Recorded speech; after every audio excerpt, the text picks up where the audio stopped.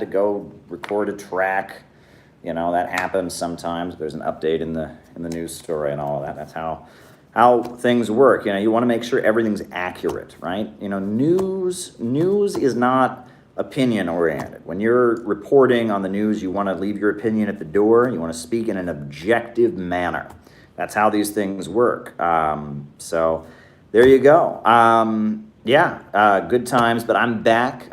We did a good first half hour there. That was fun, ranting against libertarians. That was great. Hey, if any of the libertarian, anarcho-capitalist, sticks and hammer, fascist fans or whatever, they want to have any serious questions about communism, by all means, shoot me a super chat. It'll be greatly appreciated. I'm always happy to answer people's serious questions. Look, I realize that there are a lot of people who've been taken in by the great lie called libertarianism. Look, a lot of people believe this. Why would you believe it? Well, when you go to your government schools run by the American establishment, they tell you communism never worked anywhere. Capitalism is the greatest system. When you turn on, our mainstream liberal media, what do they say? Communism never worked anywhere. Capitalism is the greatest system. So, it's not surprising that a lot of these folks believe that, right? If you trust the voices prevailing in U.S. society, you would believe in libertarianism. However, the reality is libertarianism is a big lie. Libertarianism has driven the United States into poverty. But if you have any serious questions about communism, I've already written down the super chats that came in, wrote them down, and we'll get to them in that part of the show. Biden's Afghan plan. Very good super chat question. We'll keep going, right? It's a lovely afternoon. Look, folks, it's interesting because people often, I noticed that the synthetic left, the phony cancel culture, worker cooperatives, that's not real socialism left, they often accuse me of sounding like a libertarian. Why? Because I talk about real economic data. Number one, and I'm not simply calling people racist and sexist and homophobic all day. I actually, I make economic arguments and I put forward real policies. So it's funny because a lot of the synthetic left think I'm a libertarian. I talk about how growth is unlimited, how there is no limit to growth. There's only a limit to the irrationality of the capitalist system. Because I talk about that, people think that I am a libertarian. I am definitely not a libertarian. I want the banks to be run by the state and credit to be, carefully assigned based on what's in the interest of the community. I want the means of production, the big major industries, to be organized by the state. I want oil and our natural resources to be in the hands of the state. We need a state, a government that allows the creativity of individuals, the creativity of Americans, the drive to build, to be unleashed. That's what we need. We need a government of action that will fight for working families. And it's those policies, like the 5-year plans that made Russia a modern industrial superpower under the leadership of Stalin. It's policies like, what Deng Xiaoping did with his, reform and opening up, where they had state plans of development. That's what made China as strong as it is, right? If you look at it, right? The biggest telecommunications manufacturer in the world at this point is a state-controlled corporation in China, right? The biggest telecommunications manufacturer in the world. The biggest producer of steel. More than half of the steel in the world is produced in the state-run steel industry of China. Eurasian Economic Union. Eurasian Economic Union. Very good question, Helen. Union. There was something else about it. I want to make sure I get it right. Delay Soviet as Putin, a Soviet. There you go. Now, one common fallacy. Now, I love libertarians, right? So if you ever point to anything negative about China, they go, oh, see, communism's so evil. That's because they're communists. But the second you point out China's economic miracle, libertarian war profiteers, writing it down. Every time you point out China's economic successes,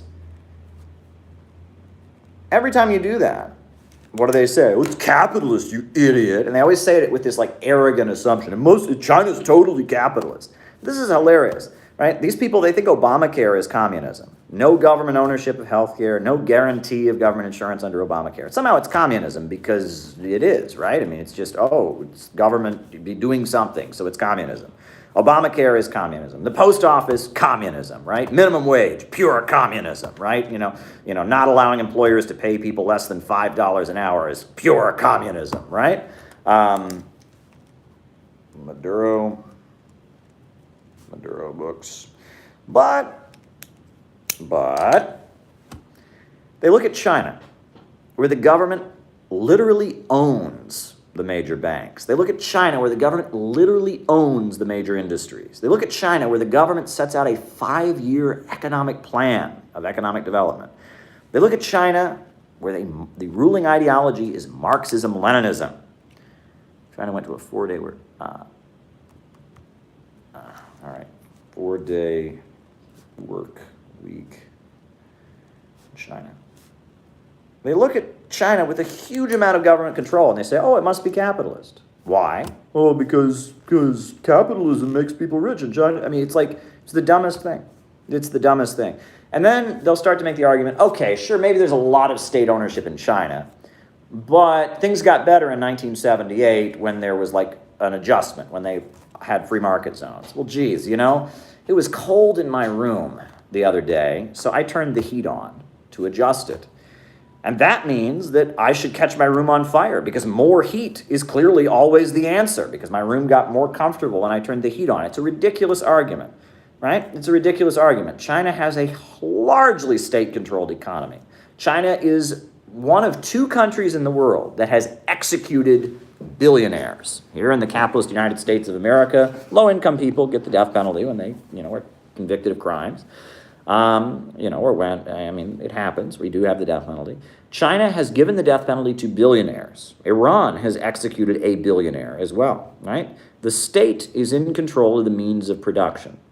The difference between socialism and capitalism is this, right? Socialism is not when the government does stuff. Socialism is not some high thing on the, Socialism is a system where the banks and the factories and the major industries and the centers of economic power are organized to serve public good and not profits. Frederick Engels explained, very famously, capitalism is a system where the means of production only function as preliminary transformation into capital.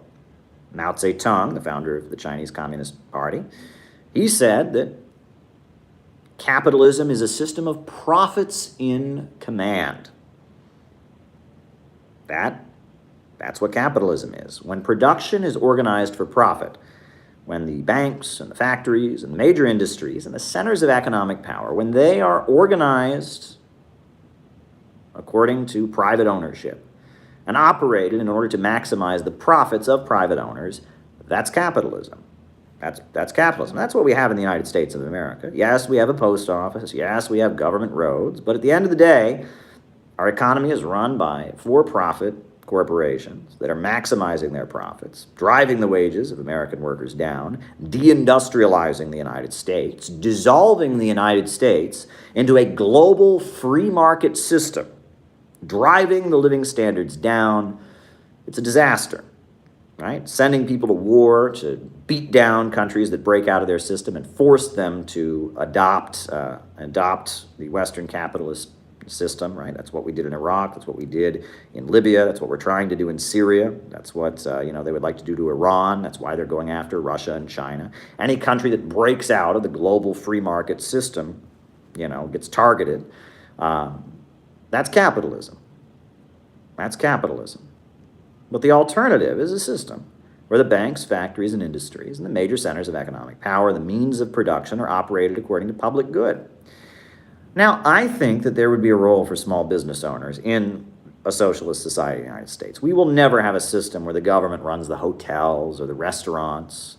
I think that socialism in the United States would be a lot like socialism today in China or in Nicaragua or in other countries where they do currently work very, very hard to facilitate the growth of what they call micro-entrepreneurs. Micro-entrepreneurs who cooperate with the state central plan, get a subsidy from the government.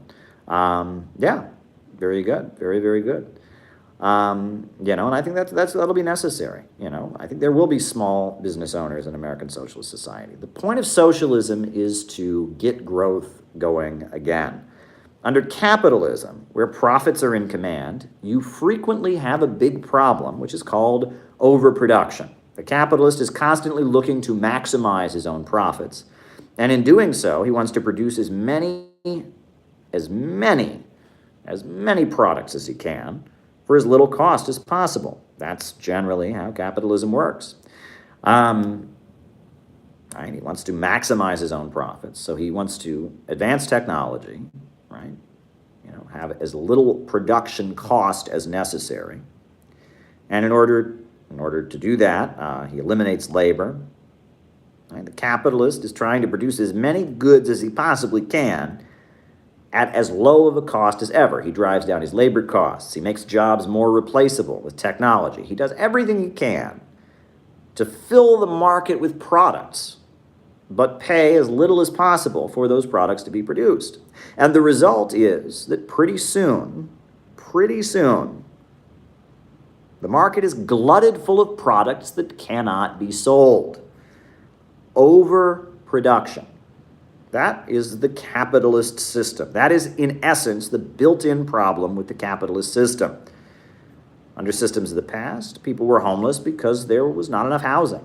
But only under capitalism are people homeless because there is too much housing. In systems of the past, people were hungry because there wasn't enough food. But now, only under capitalism, do we have a reality where people are homeless because there is too much food. The system of production for profit has a built-in self-destruct mechanism, and that is called overproduction. The worker can never buy back what he produces. Never can the worker buy back what he produces. I will explain it to you in terms of mathematics. All right? Let's say that you're manufacturing pens. You're a capitalist. You've got a pen factory where you make pens and you sell them to make your profits. So you're going to need machine parts for your pens, right? Supplies, that's A. Plus, on top of that, you're going to need to ship the pens after you produce them. So that's B. That's A plus B. But then on top of that, you're going to need some workers to assemble those pens. So you got C. All of that adds up to the total cost of the pen, which is D. Except, wait a second.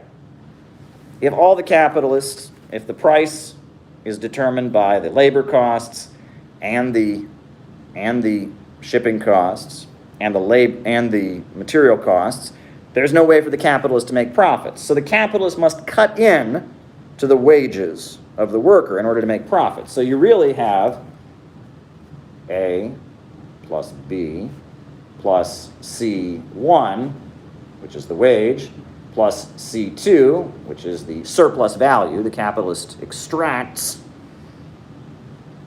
all adds up to D.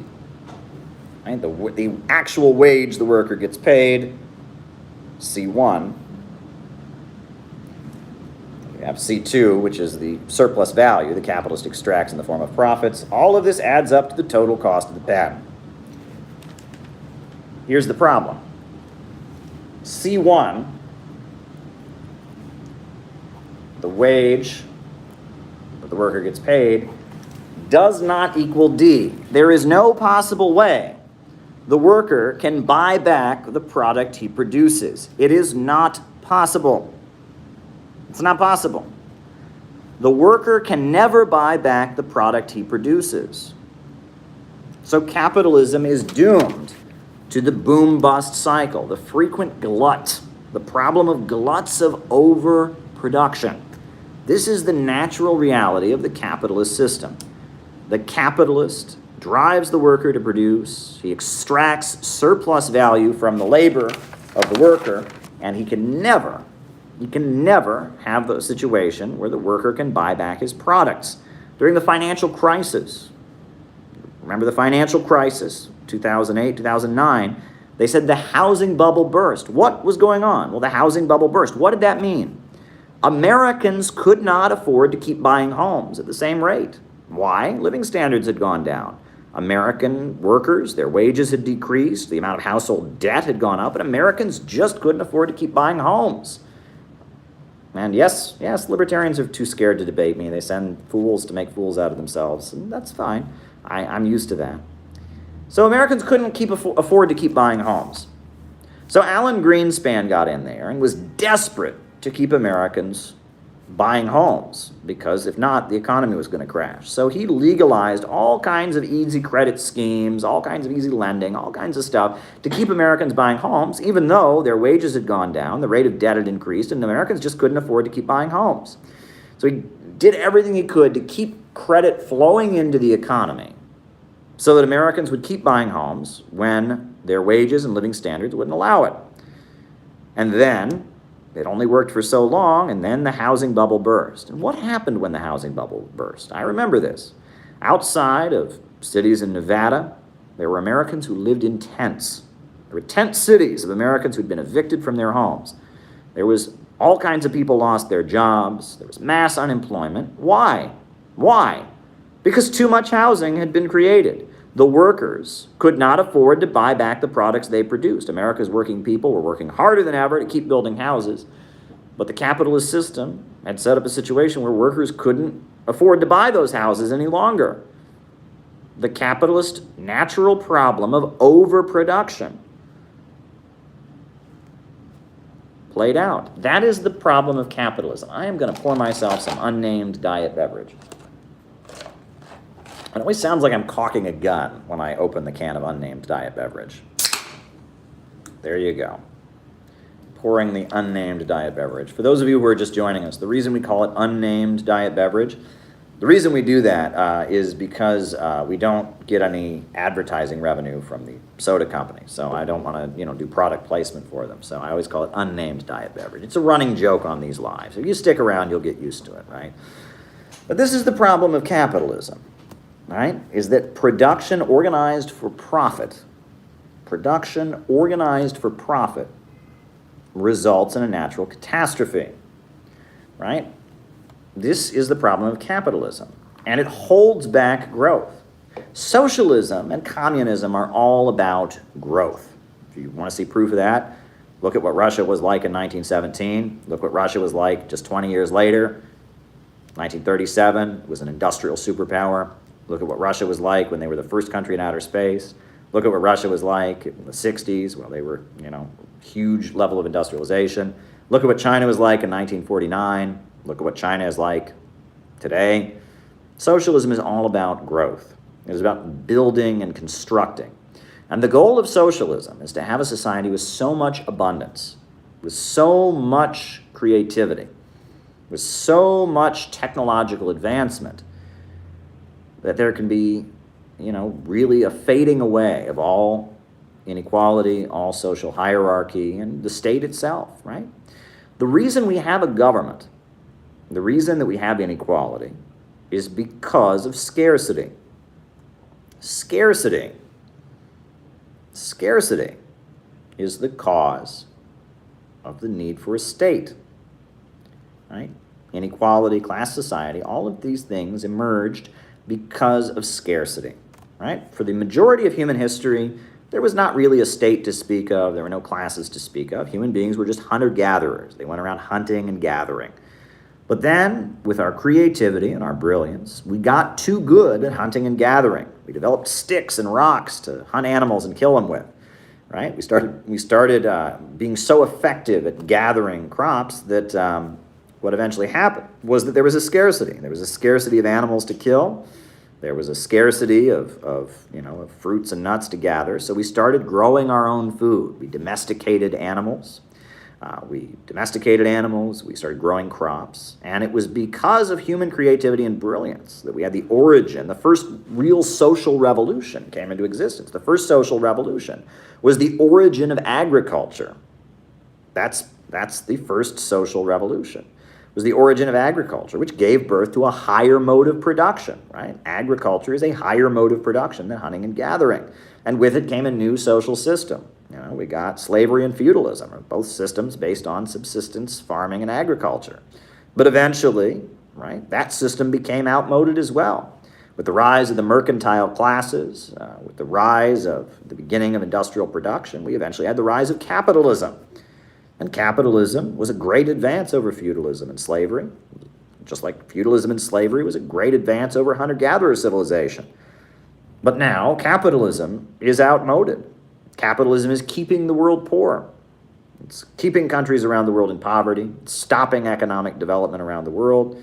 It's trying to keep a few multinational corporations and banks in the Western world rich. Well, they are poor. Right? That's the reality. Lenin wrote about how imperialism is the highest stage of capitalism. It is capitalism in its monopoly stage. That is what imperialism is. The rule of the world by a small group of corporations and banks that dominate the world and hold back economic development. That is what capitalism is. But socialism is the alternative. Socialism is when the economy is reorganized to serve public good and not profits. Socialism is a centrally planned economy, and it's socialism that has unleashed human growth and creativity like never before. While capitalism keeps countries in chronic poverty, while capitalism has destroyed country after country in Africa, South America, while capitalism is now driving the United States of America and the first world down to third world conditions, socialism, the rising alternative in Eurasia, socialism is getting stronger and stronger and stronger. And that is the world we live in. Now, folks, because we're getting so much troll activity, I usually like to do the roll call, the names and locations. We're not going to do that today, and I do apologize sincerely to everyone who wanted to do the thing. When we're back to normal, we'll do the roll call where I call you out, but I don't want to read out troll things. So we're just going to skip right to the super chats today, unfortunately. And I let me tell you, I love doing the roll call. Next time we will roll call, but I don't want to just read off a bunch of points. It's interesting that Styx is too cowardly to debate me. I mean, that's fascinating to me, right? He's too cowardly to debate me, but yet he unleashes all of his trolls on here. It's a bit collectivist, isn't it, right? I mean, libertarians are supposed to never work for anyone else, be total individuals, but here they are trolling me, but their great leader, their fearless leader is too scared to actually have a debate with me about economics. But there you go. There you go. But here we are. So I'm not gonna, because we're getting so much crazy troll activity in the chat, I'm not going to actually do the roll call. But I'm gonna start answering your super chats. So if you have a super chat question, send it in. Just send in the next question. I will happily answer it. So we'll just start answering the super chat questions, and the trolls are welcome to make super chats as well. I mean, if you have a real question about communism and socialism and why capitalism needs to be overturned, why we need a rational economy, why libertarianism is a cancer on society that is destroying civilizations, why collectivism is the nature of human beings, why human beings are collective in nature, and why libertarian economics is a fraud, super chat me and I will answer your question. So let's go with the super chat questions. Let's go. Let's do it. All right, the first super chat question we got when we started streaming in the previous stream. The first super chat question we got is, why did the U.S. invade Iraq specifically? The question was, why didn't they invade, Cuba or Venezuela or other countries? Well, the reason for that is that Iraq was isolated internationally, right?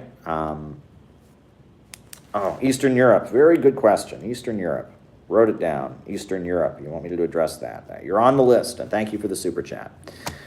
Now, why did the U.S. invade Iraq specifically? Well, it was because Iraq was isolated internationally. Iraq had made lots of enemies. It had a very bad relationship with China. It had a very bad, it was kind of okay with Russia.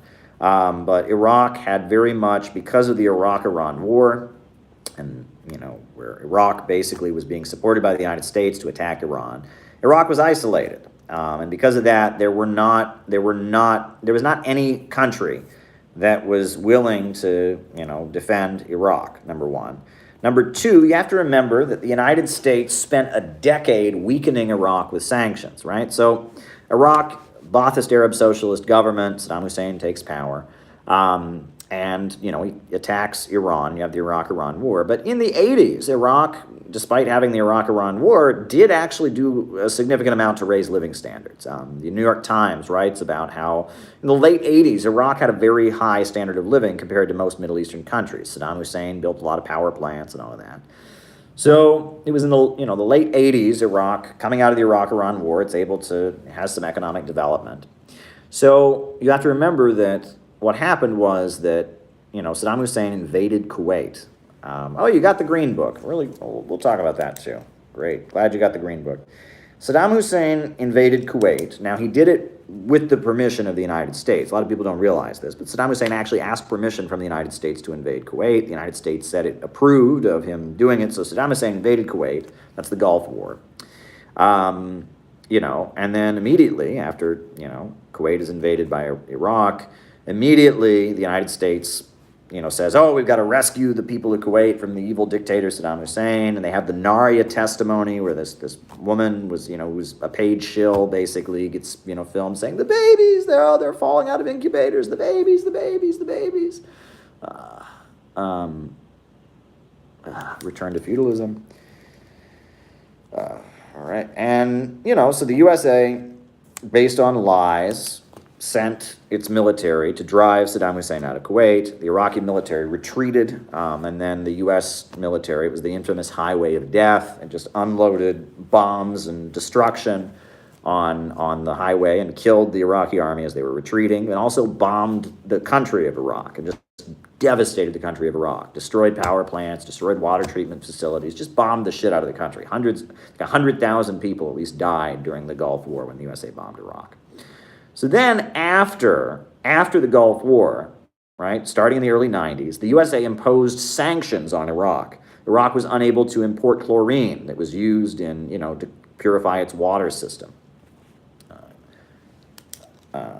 U.S. best material conditions. I'm writing it down. To socialism.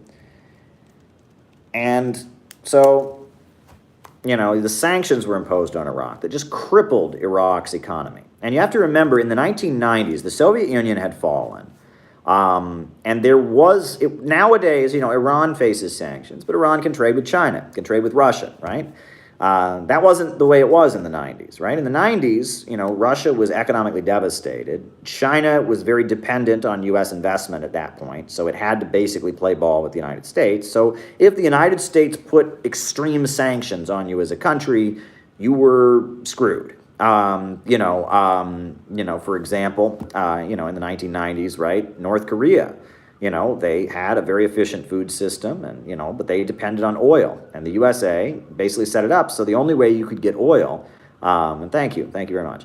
The only way you could get oil, and much appreciated, shout out to you, Tucker. The only way you could get oil is if you had dollars, because of the petrodollars, right? Well, Hong Kong is part of China, always has been, sir. You're just ignorant, that's okay. But anyhow, so North Korea couldn't get oil to run its food system. So North Korea's food system came to a grinding halt. They called it the arduous march. Cuba, they had huge economic problems. The special period, it was called, because back then, if the United States sanctioned you as a country, it ruined you. And Iraq, because it faced U.S. sanctions, was just, devastated.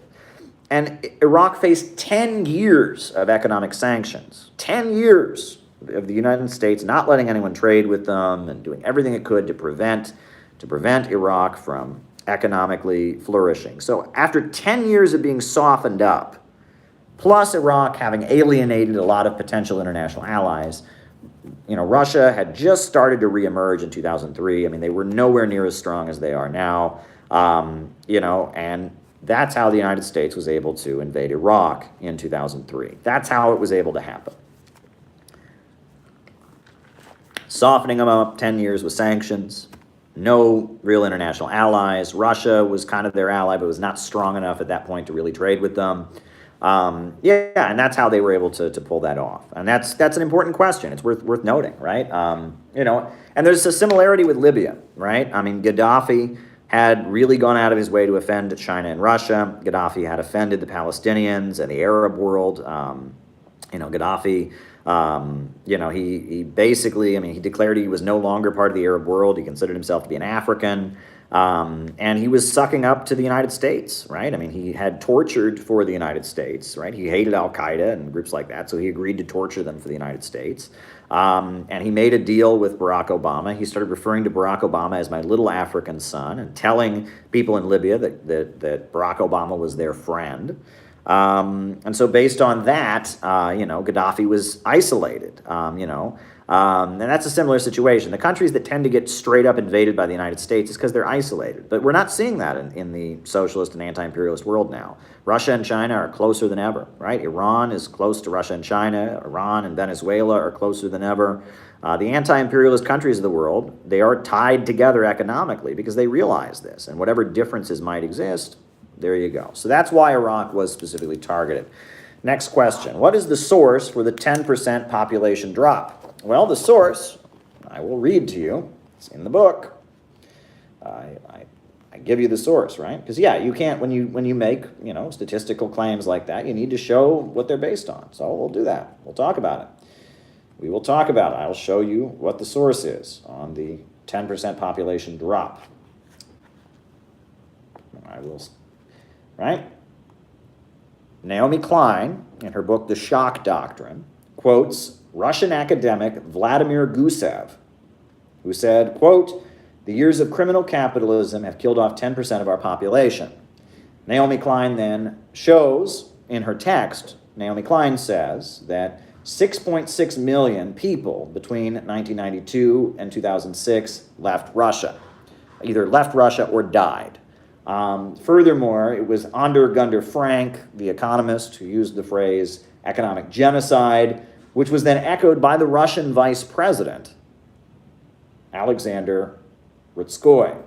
So those are my sources for that statistic, right? And you should just get a copy of it, right? The We Are City Builders, the Center for Political Innovation Educational Manual. You should get a copy of it, right? Because this is what you need to know. Our country has been destroyed by free market capitalist policies. We need a government of action to fight for working families. You should check it out. Get a copy of We Are City Builders. Good stuff. All right. Earth Day and Lenin's birthday. Well, for those of you who did not know, Earth Day is on Lenin's birthday. But it's more scandalous than that. The first Earth Day was held on the 100th anniversary of Lenin's birth. Lenin was born in 1870. And the first Earth Day was held in the United States in 1970. And that was because 1970, right? Soviet Union was still around. Eastern Bloc was all, still around, still socialist. All across Africa, you had countries that were moving towards socialism. In Latin America, you had huge socialist and revolutionary movements. And in April of 1970, on the 100th anniversary of Lenin's birth, there were huge celebrations all over the world to commemorate the birth of Vladimir Lenin. And at the time in the United States, 1970, the USA was also gripped by a political crisis, right? There was a huge protest movement against the Vietnam War, led by communists, right? All the libertarians supported the Vietnam War because they hate communism and they wanted to kill some commies. But all of, the John Birch Society would be out there with their Nuke Hanoi signs, right? They're so anti-war, I guess, not when it's communist, but there was a huge anti-war movement. There was a huge black liberation movement, the Black Panther Party, a Marxist-Leninist organization that studied Mao's Red Book and, practiced gun ownership and fought for the Second Amendment rights. Legal gun ownership. Their first demonstration was a gun rights rally. The Black Panthers were big. There were urban rebellions. So 1970, in the United States, there's probably going to be big celebrations of Lenin's birthday also, right? all over the world. In China, there's huge gatherings. China put out this big statement, accusing the Soviet Union of violating Lenin's teachings. And Cuba, Fidel Castro gave a big speech, at Karl Marx Theater, and it was just huge. So the first Earth Day was called in the United States, and it was government sponsored. I mean, the U.S. Congress called it. Members of Congress spoke at it in Union Square in New York City, in Philadelphia, and all over the country. Earth Day rallies were called as a distraction from Lenin's birthday, so that no one would be aware of the fact that all over the world the floodwaters were rising and people were celebrating Lenin's birthday. Now, the Communist Party published a book for Lenin's birthday about the influence of Lenin. The Monthly Review, which was like kind of a Maoist magazine, published a book and had some academic forums. But other than that, Sam Marcy, the leader of the Workers' World Party, he gave a speech called Legacy of Lenin, on Lenin's legacy, a very lengthy address about the importance of Leninism. But overwhelmingly, there was not commemoration of Lenin's birthday in the United States because of Earth Day. And Earth Day, environmentalism is good. Climate change is a reality. We need more environmental regulations. And it was Richard Nixon was president, but he was the president of the United States, a right-winger, and he's the guy who set up the EPA, the Environmental Protection Agency. There was starting to be an awareness in the United States that the way we interact with resources is not sustainable. And there started to be more awareness about that. But at the same time, the ideology behind a lot of the hippie movement was an anti-historical progress ideology. They wanted to go back. They wanted to roll back human civilization. They wanted to go back to nature, etc. Right? That was very, very, very common, and among the hippie movement. So the government having a holiday to distract from Lenin's birthday that would kind of highlight the worst part of the hippie movement, the kind of reactionary nature where they were against industrialization, that was something that they could do. Now, it's also important to note, and I think this is just fascinating, that the first Earth Day, the big Earth Day gathering in Philadelphia, was organized by a hippie he went by the nickname Unicorn. His name was Einhorn. I believe was it Robert Einhorn, or what was his first name? James Einhorn, or no, Ira Einhorn. I think it was Ira Einhorn. He was known as the Unicorn Killer, and he was this very, very well-known hippie in Philadelphia, and he organized the first Earth Day, and then he became famous about 8 or 9 years later for murdering his girlfriend, and he became known as the Unicorn Killer. And Ira Einhorn was the Unicorn Killer, and he killed his girlfriend, and he mummified her in his apartment. He mummified her body, and then so he was arrested for having killed his girlfriend and mummifying her body.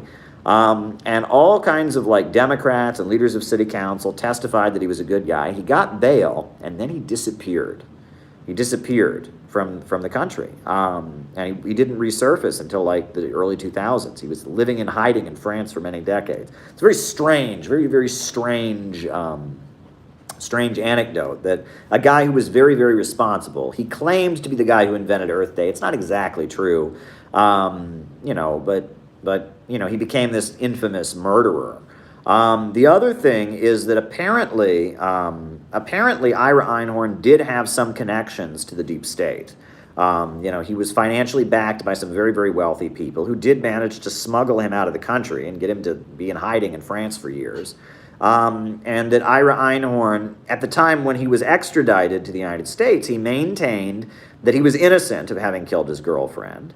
And he maintained that he was framed because he knew about government military experiments and research. Now, I don't know about that. I think he probably did kill his girlfriend. I think he probably did murder his girlfriend, but I think that he expected that the deep state would protect him. I think he did have some deep state connections. This Ira Einhorn, the hippie who claims to have invented Earth Day, a very mysterious case. I think there is a very, very good chance that he did kill his girlfriend. I don't see any evidence that he was innocent, But I think he thought the deep state would protect him, and they did. I mean, somehow he was smuggled out of the country, and he managed to live in exile in France in the countryside for decades and decades. He lived in exile in France. Very mysterious, very, very mysterious. So that's the Earth Day stuff. It's very, very interesting stuff. It's a very interesting history. But yeah, the first Earth Day was called on the 100th anniversary of Lenin's birth as a distraction to keep American communists from having a big celebration, to encourage one of the worst aspects of Lenin's, or of the New Left, its opposition to industrialization, and distract from the fact that around the world, people all over the world were celebrating Lenin's birthday. So there you go. Alrighty, next super chat question. Oh, CIA said Soviet citizens ate about the same as Americans. Oh, that's interesting. All right, Soviets ate same as Americans, ate more nutritional. Wrote it down. Good stuff. It's an interesting day, folks. It's an interesting day. I knew libertarians were cowards, but didn't realize they were this cowardly. This is ridiculous, right? I mean, the guy won't debate me, but he'll unleash his fans to, spew their insanity in my chat. I mean, it's like the height of cowardice, It's like, oh, I couldn't possibly respond to your arguments, but I'll unleash a bunch of harassment here. It's like, does he think I don't have mods? Does he think that we don't have mods here? We got a great team of mods here. We're just one by one deleting all these freaks and creeps, right? But there you go. There you go. So the next question we had was about Huey Long. Huey Long. Now, Huey Long was the governor of Louisiana in the 1930s. His slogan was, "Every man a king, but none shall wear a crown." And he's built the Share Our Wealth movement. And he paved the roads of Louisiana, and he built the bridges, and he did a lot. He wiped out illiteracy in the state of Louisiana, and he did it by taxing the Rockefellers. Thank you for the super chat, Rastuki. He did it by taxing the Rockefellers, largely. The Rockefellers, they extracted lots of oil from the state of Louisiana, but Louisiana remained an impoverished, non-industrialized state, largely. It was an agrarian rural state with not much industry. The Rockefellers were extracting oil. The Standard Oil Company was extracting oil from Louisiana. The people of Louisiana were poor. Well, Huey Long built kind of a united front among the capitalists of Louisiana against Standard Oil, and he started taxing their oil, refinery. And then based on that, he was able to use the money to pave roads and wipe out illiteracy in the state, give kids school textbooks, and build up a government apparatus. He eventually built up his own military, that was loyal to him in the Share Our Wealth movement. He did a lot for black people in the state of Louisiana, just a lot for black people in the state of Louisiana. Black, voting happened, which was very rare under Jim Crow. On top of that, you had the fact that he enabled the first black women to become nurses in the state of Louisiana. Huey Newton, the founder of the Black Panther Party, is actually named after Huey Long. His parents loved him so much. Okay, we'll talk about Marx. Marx living off his parents. We'll talk about that. Off his parents, BLM, big houses. We'll talk about that. Very good super chat, and I appreciate it. I'm glad you asked about that, good sir. It sounds like you're somebody who's not familiar with what we have to say here, and that's who I want to talk to, and I'm glad that you asked a question there. All right, next super chat question. Is no demands, this is from Chaya, is no demands a detriment to a political movement? I would argue that it is. Now, it could be a benefit at the beginning, you could argue. It could be a benefit at the beginning, perhaps, right? When you're just getting going, right? You don't want to be too narrow, right? So, Occupy Wall Street was very big at the beginning because it was about whatever you wanted, right? It was just Occupy Wall Street. We are the 99%, right? And so that brought a lot of people in, right? And so maybe at the beginning, if it's just like a vague, spontaneous outpouring, it can be helpful. But at the end of the day, if you don't have any actual demands, at that point, you're not pushing forward the political conversation. If you don't have a program that you're actually for, it doesn't work. I had this argument during Occupy Wall Street many times. And some of the arguments that these anarchists would make about why that you shouldn't have demands were a little bit ridiculous. They would say things, well, if we make demands, all the government has to do is fulfill those demands to stop our movement. Well, yeah, you really think the government is going to, oh, people are protesting in the street, let's guarantee everyone jobs and housing? I mean, that's ridiculous, right? And again, if you had a situation where there were big enough protests in the country that you forced the government to actually guarantee employment for every citizen, that would encourage people to protest more than ever, and it would show real strength on the part of the movement. But that's like an ultra-left, that's unfortunately an ultra-left. But listen to Joe, mods. Don't time them out, just block them. Listen to Joe. Joe the Red has it understood. Marxism, feminism, and pornography. That's a good one. All right. Marxism, feminism, and pornography. That's a very good question. I appreciate the super chat. Glad you're with us. And pornography. All righty. Now, I was, at the time of Occupy Wall Street, I was pushing for Occupy Wall Street to demand full employment. The anarchists said, oh, well, then all the government has to do is give everyone full employment and Occupy Wall Street will end. Well, that's a delusional, right? And that the ultra-left element will sometimes say that. The real reason there was this demand during Occupy Wall Street, that there never be any demands, was because, let's be real, a lot of these George Soros folks, a lot of these, protest incorporated elements, right? The people, they didn't want it to become a real anti-capitalist movement. It was there to, give some energy to the Democrats against the Tea Party, but it wasn't there. It was there to blow off steam, kind of a controlled release to the anti-austerity sentiments in the country. They didn't want it to actually turn into a movement that would challenge capitalist power. All righty. Is the political compass, someone asked about this political compass, right? The political compass is this thing you see on the internet where it's got like authoritarian, libertarian, left, right. And it is a little bit of an illusion because at the end of the day, in any society, the level of freedom is based on the level of economic development. If you have a high level of economic development in a society is stable, it's not facing threats, there tends to be more freedom. However, if a society has a low economic development, level of economic development, plus at the same time it's facing like the possible insurgency and destabilization, it tends to have a low level of freedom, right? And the idea that freedom exists in a vacuum, that freedom is a moral question, that all societies should have the same level of freedom that the United States experiences in the year of 2021, that's an illusion, right? No one in the world ever talked about freedom of speech and freedom of assembly or anything like that until in Europe in like the 1400s there was some talk of it.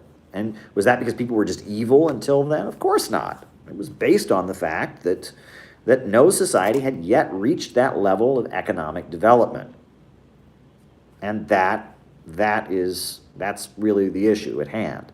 Right? That economic development paves the way for a higher level of freedom. The more prosperous a society is, the more stable it is, the more freedom it has. However, when a society is under attack, facing military onslaught, or when a society has a low level of economic development, it tends to be very authoritarian. As I've said before, class society inequality is rooted in scarcity. Right? Authoritarianism and the state is rooted in scarcity. And it's only through having a rationally planned economy in which development can take place and abundance can replace scarcity. That is the only road toward total freedom, the ultimate goal of communism, a stateless, classless society based on a vast material abundance. That is the road to freedom. It's an interesting day, folks. I'm sorry we can't do the roll call today. I want to do the roll call. The roll call is like a staple of what we do here. We can't do it because there's too many trolls here and it would just get crazy and they'd be like, pranking us with like, I don't know what they would say. They'd say we're in Clankville, or something like that. I don't know, we wouldn't be able to do the roll call. So it's a little bit disappointing. I love the roll call also. We'll do it next time for sure. Right now we're facing a temper tantrum from libertarians about the fact that their fearless leader who thinks for them is not willing and brave enough to actually debate me, but he is brave enough to send trolls here to harass us. But we've been through this with Vosh. Vosh did the exact same thing, right? And when we get down to it, folks, at the end of the day, Vosh and Mr. Stixenhammer are the same. They're the same.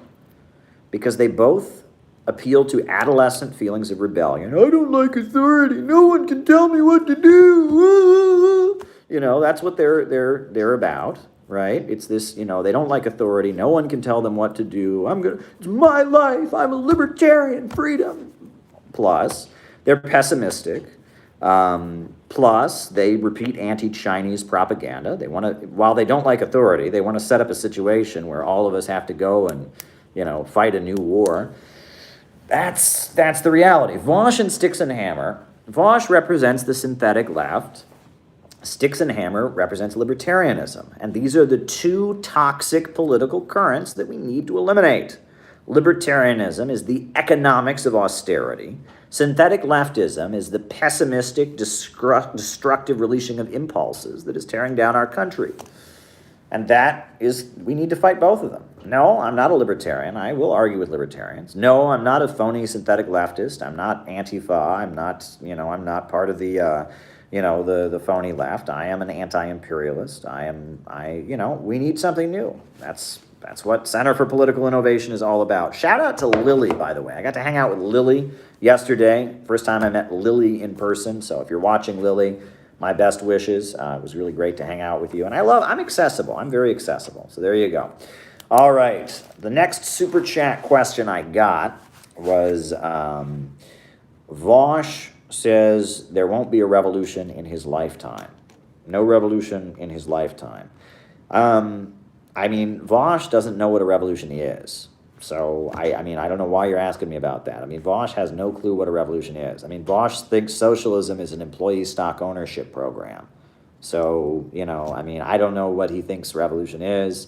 And he also said that Marx and Lenin, you know, if they were alive today, they'd be AOC staffers, which is really sad. It just shows he has no clue about the unemployment councils or the Flint sit-down strike or the Black liberation movement or the great stuff that's actually gone on in the history of Marxism. To him, activism means kissing the ass of the liberal bourgeoisie. That's all it means to him, right? He has no clue what you know, about the history of working people, building their own organizations, asserting their own rights. You know, electoralism is part of that, but he has no clue. He has no clue about the history of working people in this country, you know, fighting for their rights, right? So for him, you know, either you're just somebody on the internet screaming and yelling, or you kiss up to AOC, right? He doesn't understand the history of working people pushing forward their own agenda and their own demands, and it's a tragedy.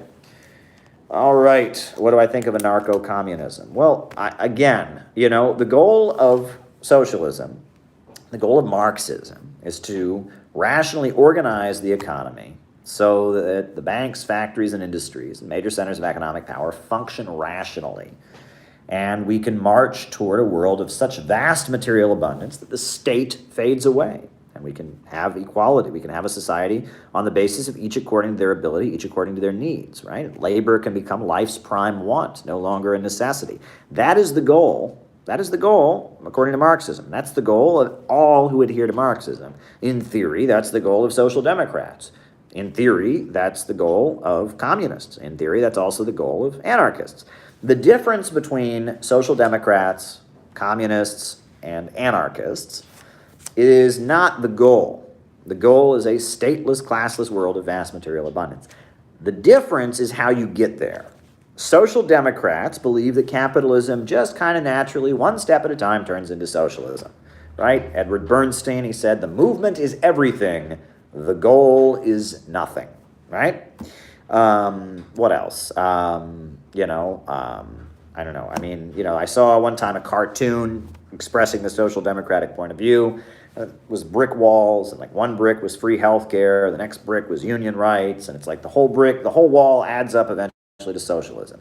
The idea that socialism is just the sum of reforms, that's social democrats. They don't believe that it's a struggle to seize control of the political power. Instead, they argue it's the gradual implementation of reforms. The movement is everything, the goal is nothing. That's social democrats, right? Communists, on the other hand, they seek to seize the political power. They want to take control of the state, of the government, and utilize the government to construct a centrally planned socialist economy, right? Now, they would prefer a peaceful transition of power. They prefer getting elected and writing a new constitution, etc.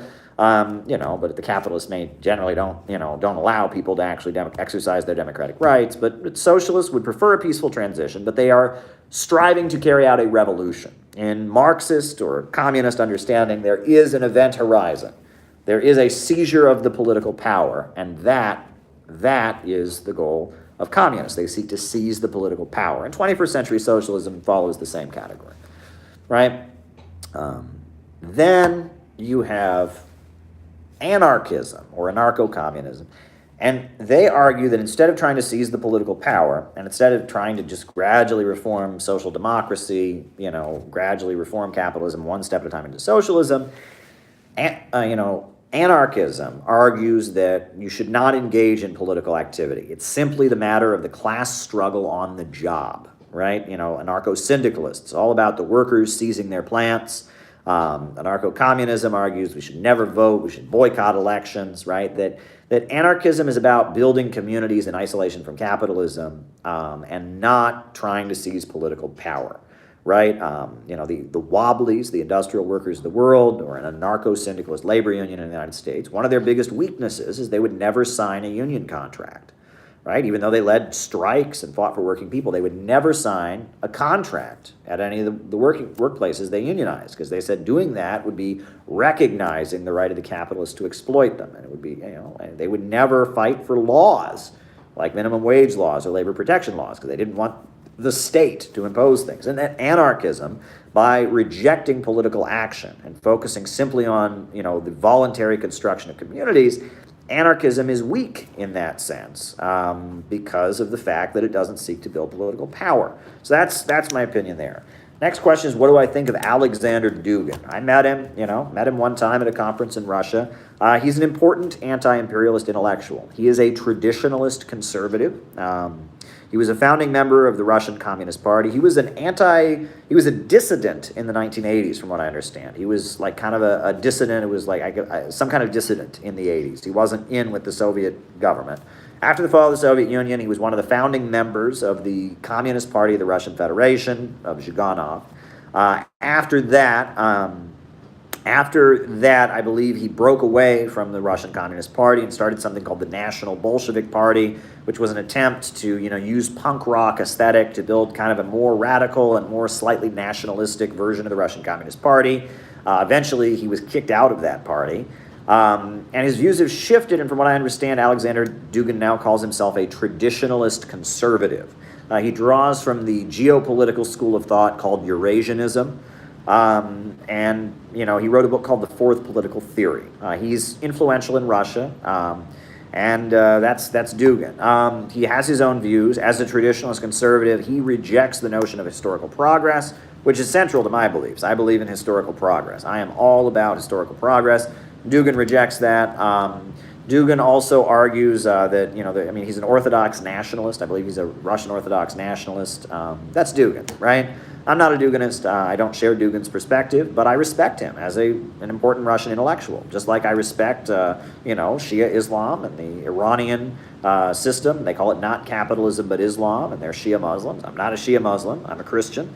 But I do respect their anti-imperialist views, even though they are not coming from a left-wing place. They're coming from more of a traditionalist and religious place. I respect it. I respect, Dugin and his views. I respect the Iranian anti-imperialists and their views. I respect Bolivarian socialism. I respect socialism with Chinese characteristics that has, adopted elements of Confucianism and Chinese traditional society to go along with their socialism in China. I respect Bolivarianism. I respect Ba'athist Arab socialism. I respect different anti-imperialist schools of thought. Look, I was quoted in the latest issue of the Nation of Islam's paper. Minister Farrakhan, his newspaper, The Final Call, quoted me in their latest issue, praising their work and defending them from media attacks. And if you are a real Marxist, if you're a real communist, right, you are an anti-imperialist, because the system of capitalism in our time is imperialism. It's capitalism in its monopoly stage. And so if you are a true anti-imperialist, right, you will be able to talk to other anti-imperialists. You will be able to engage with all kinds of anti-imperialists to try and get to a world beyond the capitalist system. So there you go. So I'm happy to talk with the Nation of Islam and talk with them. I'm happy to talk with Iranian Shia Muslims. I'm happy to talk to Russian traditionalist conservatives. That's my view. All right.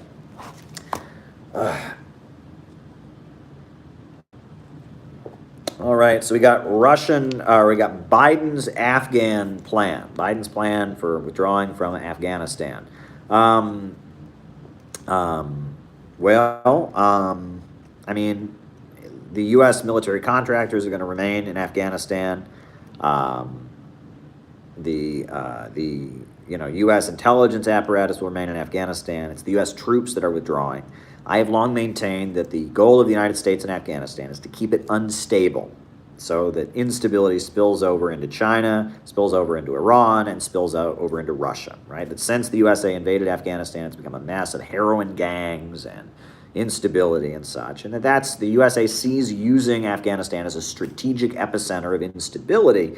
That is really the goal that the United States has in Afghanistan. And I think that's correct. I think that's what's going on there. And it seems like Biden, because he's trying to create the image of a United States that is not aggressive and is in retreat, is withdrawing the actual U.S. military personnel from the country. The contractors are staying there. The intelligence folks are staying there. The Taliban is being somewhat absorbed into the government. And that's what I think is going on. All right. All right, the Eurasian Economic Union, and is Putin a Soviet? Well, I've been in the same room as Putin on several occasions. I didn't have a chance to ask him about this. Didn't talk with him. I was in the same room as a bunch of other people, so I'm not like, I didn't have an opportunity to sit and chat with Putin about politics or anything like that. I mean, I'm just in the same room with all kinds of other people standing there listening to him. But, Putin has said on many occasions, from what I understand, again, I don't represent him, okay? And don't get I'm just a guy, okay? I'm just a guy. I'm a reporter. I'm a journalist, but I don't represent Russia. I'm not Russian. I don't speak a word of Russian. I don't even speak Russian. So please do not take anything I say as if I'm speaking on Russia's behalf, because I ain't. I'm speaking on Caleb's behalf. I'm a guy from Ohio. I'm an American. I'm a Marxist. Me, not Russia. Russia, not me, right? I may work for a Russian company. I do not represent Russia, and do not think I do. And if you think I represent Russia, you're wrong. But my understanding, based on what I have read, is that Putin, admits that he was very heavily influenced by his role in the Russian security services, the KGB, and that my understanding is that while he is not a Marxist and rejects Marxism, that he does take from Marxism as well as from Christianity and Orthodox teachings. He takes some of the values from it, and that Putin, has expressed pride in a lot of the Soviet history, pride in defeating the Nazis, pride in some of the achievements, while being critical of it in other ways. I believe I heard a quote from Putin where he said that anyone who doesn't mourn the Soviet Union has no heart. Anyone who seeks to restore the Soviet Union has no brain. That I think that is kind of where he's at. And what's so unbelievably pathetic is that in Western media, the fact that Putin mourns the fall of the Soviet Union, they act like that's a scandal. Oh my God, he mourned the fall of the Soviet Union. Ah! And it's like look at the economic fallout. I mean, I opened the last stream by reading the statistics. Mass unemployment, huge rise in drug trafficking and sex trafficking. The fall of the Soviet Union was an economic catastrophe. So, I mean, if that happened in any country, people would mourn it. So I don't understand. I just do not understand for the life of me how it's scandalous that Putin would mourn the fall of the Soviet Union. But that's the U.S. narrative, right? We're supposed to just think the Soviet Union was all bad. There's not one good thing that ever happened in the Soviet Union. And so based on that, the fact that Putin says the fall of the Soviet Union was a catastrophe, even though it was economically speaking, even though that's, it was, it's like scandalous that Putin mourned the fall of the Soviet Union. So, it's just, this is how ridiculous these things are. All right. Libertarian war profiteers, right? You would think that libertarians, because they have this general anti-war position, you would think that because of that libertarians would be opposed to war profiteers. But actually, if you listen to the ANCAPs, they have a whole plan for there not to even to be a real army. Just private corporations run the military all the time, and it's scary. Libertarianism is scary. It's really, really scary. They want, private police. They want private military contractors. It's insanity. It's insanity. They believe that compassion is weakness. They believe that human solidarity and kindness is insanity. They believe selfishness is the highest good. It's a very, very evil thing, right? They want only military contractors. They want a whole mercenary army. It's insane. Ancapistan, the non-aggression principle, all that crap is really, really dangerous and scary. Really, really dangerous and scary.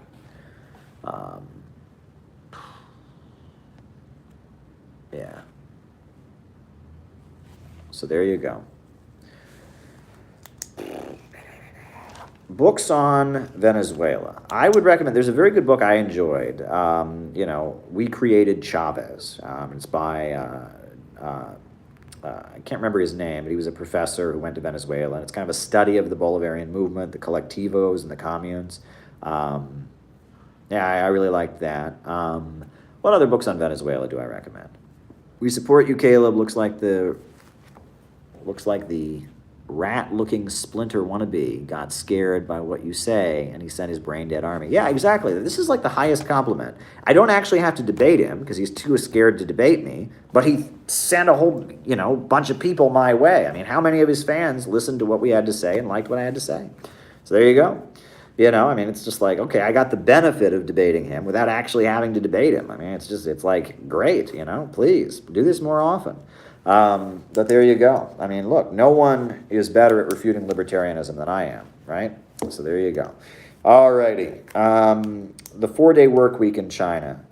China's a developing country. It's a developing country. So, I don't think they would be ready to have a 4-day work week yet. So I'm not quite sure what you're getting at there, Simran, but I understand. All right. Eastern Europe. Somebody said they're from Eastern Europe. They know how bad communism is. Really? So how's Eastern Europe doing now? How's Romania, Czechoslovakia, Lithuania, Moldova? How are these countries doing since the fall of the Soviet Union? And why is it that every single one of those countries, poll after poll after poll after poll after poll after poll after poll, says there's widespread Soviet nostalgia? The population overwhelmingly agrees that life was better before the fall of the Soviet Union. Why is that? Why is that, if you know how bad it is, right? I am so tired of people coming to the United States and walking around as if they are experts on communism because they lived under it, right? Yeah, you come to the United States, you tell ignorant Americans who've been raised spoon-fed anti-communism since the time they were kids what they want to hear. But statistics show overwhelmingly in every country in the former Soviet bloc, life is worse now that they adopted free market capitalism. People say life was better under socialism. Infant mortality rate has gone up. Poverty has gone up. Life expectancy has decreased. So, I get it. You love to be the popular America. I lived under communism. Oh, your system is great, Americans. I get it. You want to be popular. You want to fit in. But some things are true and some things are not, right? There you go. And the worst thing about those folks is they hate their own people, right? The people who fled Cuba, the people who fled China, they want sanctions to starve their own people. They want the USA to bomb and kill their own people. They want their own people to die. They are so self-hating. They hate their own people so much that they want their people to be starved with sanctions. They want their people to be bombed and invaded. They look at Libya, they look at Iraq, they look at Afghanistan, and they say, that's what I want to happen to my people. You talk about a disgusting human being. It's one thing to be full of hate and want to kill people of another race or another nationality, right? We were opposed to any form of racism or bigotry. I don't know about James Graham, don't know about that. But it takes a special kind of self-hating freak to sit there and go, what happened to Iraq, what happened to Libya, what happened to Afghanistan, I want that to happen to the people of my country of origin. I hate my own people so much, and I hate communism so much that I want to see my own people become refugees. I want to see my own people get bombed and blown up. I want to see my own people suffer from from economic, sanctions and have their economy ripped to shreds with neoliberalism, right? All these Eastern European folks in the United States who are like, I lived under it. After the fall of the Soviet Union, thousands of women in the Eastern Bloc became victims of sex trafficking. They did that to their own people. They brought down the Berlin Wall, they overthrew the communist parties, and they arranged for thousands of women from their own nationality to become sex slaves. You want to talk about a shameful, disgusting group of people, right? The rate of heroin addiction, right? There was barely any heroin addiction before the fall of the Soviet Union. But after the fall of the Soviet Union, right, the rate of heroin addiction shot through the roof. Shot through the roof. So all kinds of anti-communists, Eastern European folks here in the United States who were lobbying to overthrow their governments and destabilize their countries, they arranged for thousands and thousands of their own people to die from heroin. These are a special brand of self-hating, pathetic human beings. I lived under it. And the other thing is they can make up anything they want. They can make up anything they want. Anything they want, they can say. And it's like, well, and you say, yeah, I don't think that's true. What? I lived under it. You can't tell me it didn't happen. Oh, okay, so it happened, right? And Miami Cubans say all kinds of shit that ain't true. And everybody knows that. They just make shit up. Great story I one time heard, right? So, it was a Miami Cuban. She's there. I lived under Fidel Castro. It was so awful. Someone said, I heard Fidel Castro violates human rights. What human rights did Fidel Castro violate? She says, all of them. And she says, yeah, but can you give me a specific answer? All of them. There's not a single human right that Fidel Castro didn't violate. Yeah, but can you give me an example? No, he violated all of them. All of them. You think I'm lying? He violated all of them. There's not a single right. This is how they are. This is how they are. It's ridiculous. It's absolutely ridiculous, Geez, listening to the Miami Cuban crowd talk is about like listening to, it's about like watching Gone with the Wind. If you watch Gone with the Wind, you would think that slavery in the South was amazing. Look, Miss Scarlet was just so happy, and she was drinking her mint julep, and it was just amazing, and all the slaves was just so happy, and then, the evil Northern Army came down, and just, it was just so awful, and it was Gone with the Wind. It was horrible. That's what you're talking. That's the Miami Cubans. That's what you're listening to. You're listening to Miss Scarlet. You're listening to Hollywood's retelling of the Civil War. It's, Birth of a Nation.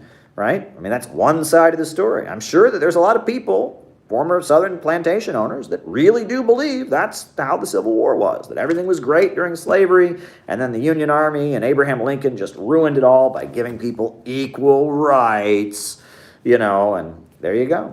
There you go, right? That's their side of the story. Just so happens that civilized human beings who don't believe in chattel slavery and racism tend to believe another version of events, but hey, I really do believe there are many Southern racists who that is their version of events. Now, it's important to point out that the Confederacy was bad for most white people in the South. Very few white people in the South actually owned slaves. It was a small minority of wealthy plantation owners who benefited from slavery. Meanwhile, the white workers of the South, while their conditions were nowhere near as bad as the black people who were slaves, were very bad because they were competing with people who worked for free. So slavery was bad for the overwhelming majority of people in the South. But yes, Miss Scarlet, I do declare, Captain Butler, frankly, my dear, I don't give a damn. Right? I think that was the first cuss word in a movie or something. It's towards the end of the movie. Captain Butler says, frankly, my dear, I don't give a damn. And, audiences were just scandalized that was in a movie. Frankly, my dear, Anyway, yeah, it's kind of funny. It's Clark Gable, who was actually from Ohio, wasn't a Southern guy, but he was good at playing a Southern guy in a movie. Gone with the Wind, it's an awful movie. It's Ku Klux Klan propaganda. It has nothing to do with what actually happened during the Civil War, but it's again what a lot of white supremacists wanted to hear, right? It was popular in the 1920s with the Ku Klux Klan and the white supremacist narrative pushed by the Democratic Party. They wanted to hear that, just like these Eastern European people. They come here, it was awful under communism. They kill everyone every day. I was killed 3 times before I came here. Oh, shut up. Just shut up. I was killed 3 times. You don't believe I was killed 3 times? You're calling me a liar. Yes, I am calling you a liar. I don't believe you were killed 3 times a day under the Soviet Union. No, I don't. I don't believe that, you know. But that's what Americans want to hear. It fits the anti-communist narrative they've been told their whole lives, so they get away with it. But anyhow, the Green Book. Yes, I have published. The Center for Political Innovation has published our own edition of Gaddafi's Green Book. Check it out. Great stuff, you know. Socialism in Libya vastly raised the life expectancy, vastly raised living conditions, built the world's largest irrigation system, the Great Man-Made River. Socialism in Libya. When Libya was socialist, it was very prosperous, right? And when the free market was imposed on Libya by Obama's NATO bombs, it resulted in a disaster, right? You know, the Iraqis were much better off under Ba'athist Arab socialism than they are, you know, they are now under the free market imposed by the West, you know, Eastern Europe. I mean, everywhere we've seen the imposition of free markets, right? Free market, you know, free markets being imposed, that's what wars are. All these wars, the U.S. wages, that's libertarianism. It's basically what libertarians have been trying to do to our country, impose libertarian free market economics. That's what U.S. wars are. When the USA bombs and destroys a country, it's generally a socialist, anti-imperialist country, and that they generally bring in free markets. So if you want America to go the way of Libya and Iraq, and, you know, by all means, support libertarianism. Returning to feudalism, not going to happen, right? I know the Beach Boys had that song, everybody's gone surfing, surfing USA, but you can't surf the USA. You can't bring back feudalism, not going to happen. Should all overseas U.S. military bases be closed? Yes, they should. Bring the troops home, put them to work rebuilding the United States of America. Yes, absolutely. We should close down all the U.S. military bases overseas. Bring the troops home. You know, China has 1 overseas military base, 1 in Djibouti, a country I've been to. Russia has 8 overseas military bases. The United States has over 800 overseas military bases. So how in the world can anyone tell you about Russian and Chinese imperialism? China's got 1 overseas base.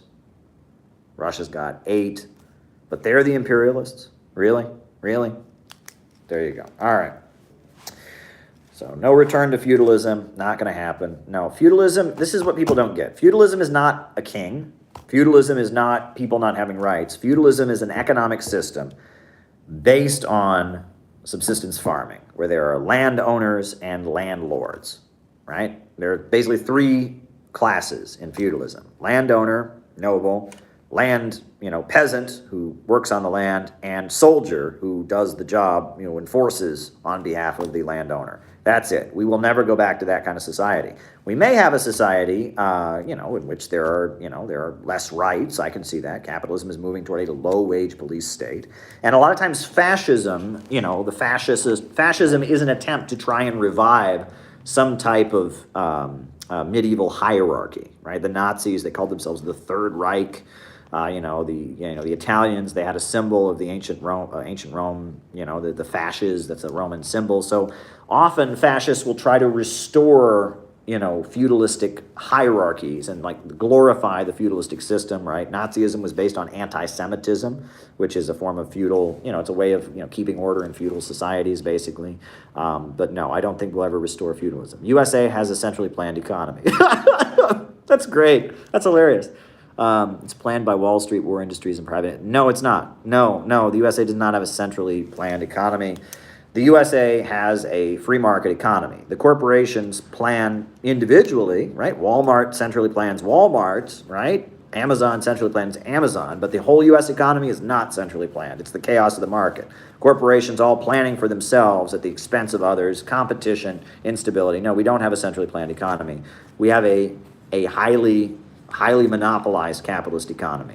There is planning within individual capitalist entities, but they are competing with each other, and they are planning only to maximize their profits, not based on societal good. That's a point of confusion. Is there planning under capitalism? Sure, individual capitalists plan to advance their profits. That's not central planning of the economy. All right, Vijay Prashad. All right. Does the USA have the best material conditions to establish socialism? I don't know. I mean, we've got big industries and stuff. I mean, I could see an argument like that. You know, most of the socialist countries have had to industrialize first, right? They've had a semi-feudal economy. They've had to industrialize with socialism. We're already semi-industrialized. We're being de-industrialized by the free market capitalist system. So there you go. All right. The Soviets ate better, had better nutrition in the 80s. Yeah, someone points that out, that, in the 80s, the Soviet Union, the population, they had better nutrition. Right, American food is deeply unhealthy. That's a reality. And yeah, I mean, the Soviet Union, look, people always, they want to say, oh, socialism starved people. Before socialism came to Russia, there was mass malnutrition all the time. It was the Soviet Union that mechanized agriculture with tractors. It was the Soviet Union that built a modern farming system, right? In China, they say, oh, socialism starved millions. Under free market capitalism and British, domination of China, there was mass famines all the time. It was China, under socialism that built the first farms and built the first mechanized agriculture and made it what it is now. So it's like, these famines that they talk about were regular occurrences under capitalism, and it was with socialism that they were eliminated. So there you go. Gun control and under no pretext. I don't know what under no pretext means. Gun control we'll talk about. We can talk about gun control. All right. Now, there was one honest question that came from one of these trolls. He asked about Marx living off of his friends and Black Lives Matter having big houses. Karl Marx, I believe he had 2 jobs in his life. At one point, he worked for the British Railroad, and he was fired because his handwriting was too sloppy. And Karl Marx was a correspondent for the New York Tribune. He was the London correspondent of Horace Greeley's New York Tribune. That was a newspaper here in New York City. It was the Republican Party newspaper run by Horace Greeley. Karl Marx was their London correspondent. And on top of that, Karl Marx, and he lived in very extreme poverty for a lot of his life. But yes, he was supported by people who liked his work and liked his ideas. He spent his days inside the British Museum trying to get statistical data. He organized labor unions and the International Working Men's Association. He was on the run. He was from Germany, had to flee to London, had to flee to Paris, had to flee back to London. I mean, he was on the run for most of his life. His children died. He had several kids who died, in their first years of life due to conditions of poverty and disease and stuff. So yeah, Marx had a hard life, but yes, Marx lived as a writer, and he lived as a researcher, as a correspondent for the New York Tribune, briefly worked for the railroads, got fired because his handwriting wasn't very good. So there you go. I mean, that's Karl Marx, right? I mean, what do you want to say about it? I mean, what's the point? What's the point? I mean, if Marx had been very wealthy and had like some job that made him very, very wealthy, you'd say he was a hypocrite because somehow we're supposed to be against wealth. But now you're telling me Marx, didn't have good jobs in his life, and so what's your point there? Not understanding it. Black Lives Matter members having big houses. Well, look, your average Black Lives Matter activist is somebody who wants to stop police brutality, which is a plague on the black community. However, it's not a secret that the Black Lives Matter movement is dominated by liberals. It's dominated by people tied to Black Lives Matter Incorporated, which is funded by the Ford Foundation, and they may make references to Marx here or there, but their goal is to try and push the black community away from black nationalists like Minister Farrakhan, away from communists, and to support Joe Biden and the Democrats. There you go. But then again, how small should Black Lives Matter activist houses be? Like, you have to be really careful with that, right? Like, on the one hand, I'm telling you, BLM Incorporated, the main voices representing Black Lives Matter are not, there you go. Okay. Anarchist critiques of labor theory of value. But there you go. But how poor should they be, right? I mean, in theory, nothing's too good for the working class. I think working people should live in splendor. I think our goal is to create a society where all human beings live far wealthier than billionaires live in our time, right? We can get to a world of vast material abundance. That's the goal of Marxism. All right, Marxism, feminism, and pornography. Well, a lot of communist groups are very, very, very, very opposed to pornography. They view pornography as exploitation and objectification of women.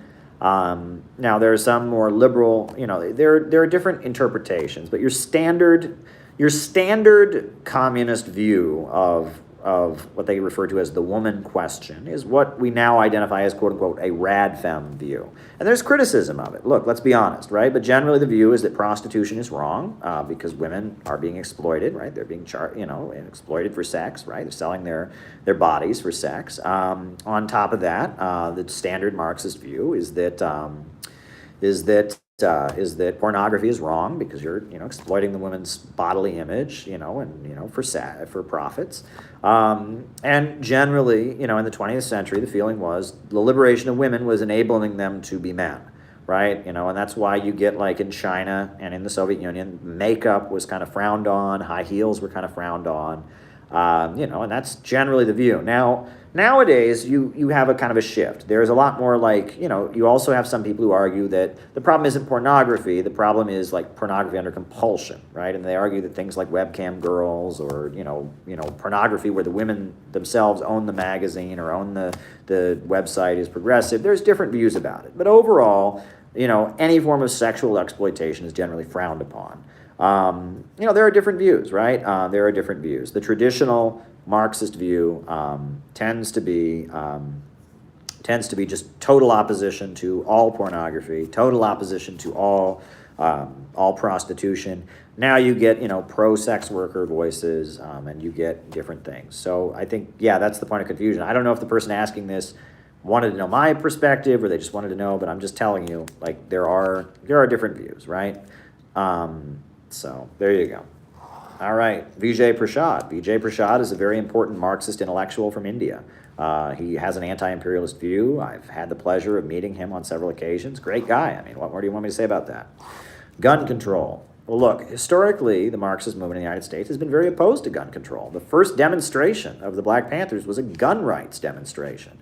Marxists, they organized workers to carry guns on the picket line for self-defense, build anti-fascist militias to defeat fascists. Generally, communists are opposed to gun control. We're in a little bit of a different situation now, I would argue. These mass shootings, this is not the same as company thugs breaking strikes. This is not the same as, the Black Panthers armed patrols. We do have a situation where there's, like, crazy white male who gets into libertarianism and white supremacism on the internet, cracks one day and goes to his school and kills everybody. In situations like that, are a little bit different. So, I used to be very, very big into Marxists who are opposed to all gun control. Now I step back from that because I realize, look, that this is not exactly the same situation. I can understand, look, somebody has kids and they don't want their kids to get shot at school. They might want some level of gun control. So overall, though, the Marxist position is to oppose gun control. Nord Stream pipeline, very good. All right, the anarchist critique of the labor theory of value. Well, generally, and other people will say this too, right? The problem with the labor theory of value, according to anarchists like Kropotkin and others, is they say, well, how can you really determine how much labor is worth? Right? That Marx says that, the worker is not paid the full value of their labor, but how can you really say what the full value of the labor is? Well, Marx was not referring to the full value of the labor in, like, some spiritual sense. Right? He was referring to it in the context of the price of the commodity, right? The percentage of what the commodity costs at production that the worker puts in, he's not paid in return, right? That's clear. I mean, the Marxist understanding is simply that if you value a commodity,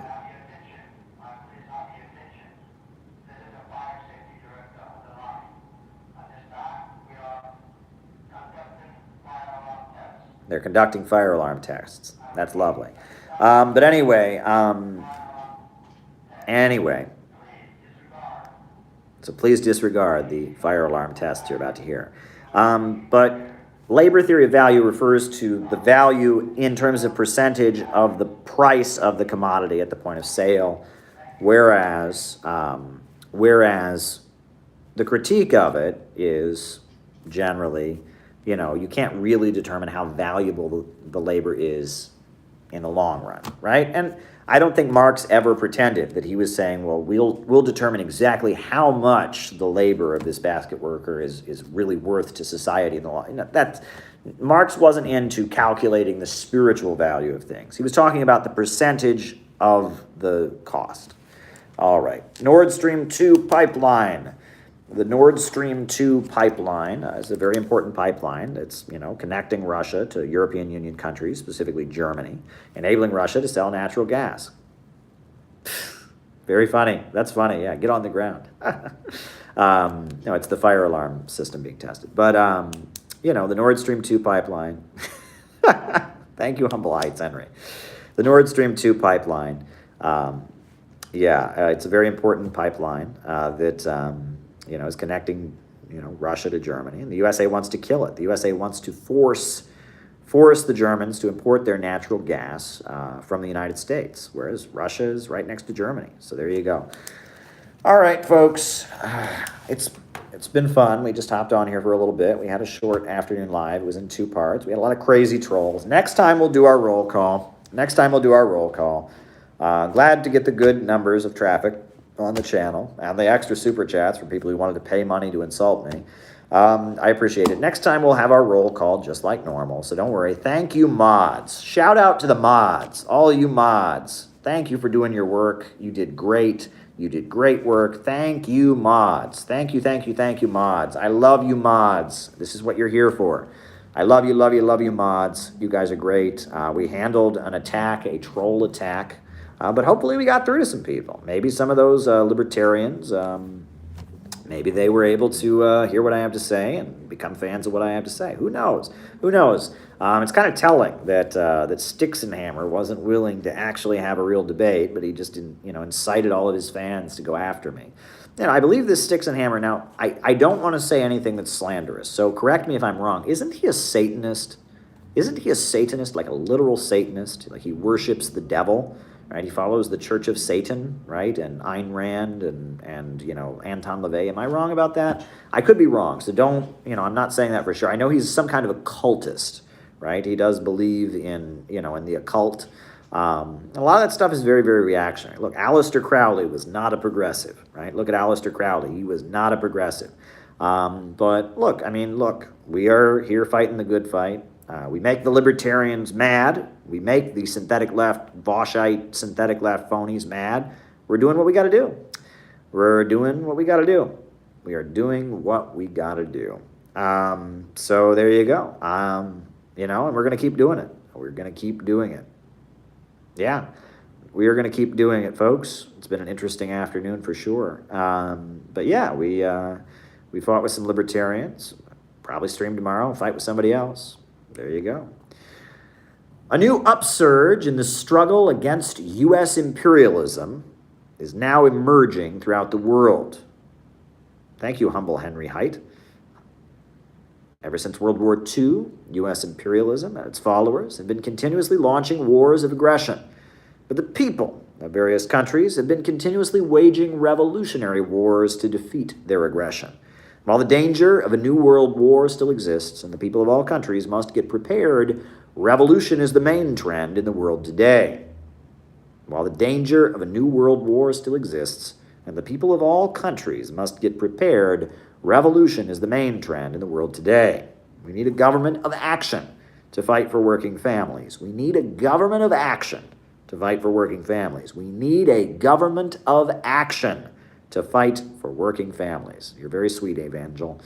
We need a government of action to fight for working families. Yes, it is. We need a government of action to fight for working families. It's been fun, folks.